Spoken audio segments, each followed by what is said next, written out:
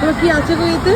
মদন মোহন হবো, ছানা গজা হবো, রসগোল্লা হবো, ছানা পোড়া হবো, চাঁদি দেখাবে কি কি আছে? এখানে কি খাবি আজ? এটা কি? ছানা পোড়া, রসগোল্লা, এই মদন মোহন। মদন মোহনটা কই দেখি। এটা মদন মোহন? ये खिरमन चमचम छेना गजा, আচ্ছা। ये छेना जिलेबी। কত করে দাম এগুলো? छेना पोड़ा 20 बाकी 10। এগুলো বানায় কে গো? তুমি বানাও? मालिक मालिक। মালিক বানায়? মদন মোহন দাও দুটো। মদন মোহন একটাই দাও, ছানা পোড়া একটা দাও। ছানা পোড়াটা টেস্ট করতে হবে একটু। তো এখানে অনেকক্ষণ বসেছিলাম, বসে বসে ঘুম পেয়ে যাচ্ছে, এত সুন্দর হাওয়া হচ্ছে। তার মধ্যে পেয়ে গেছি আমরা ছানা পোড়া আর এই যে মদন মোহন। দুটোই কিন্তু পুরীর খুব বিখ্যাত জিনিস। শোনি কোনটা খাবে খাও। কি আছে? দাঁড়ান অনেকটা।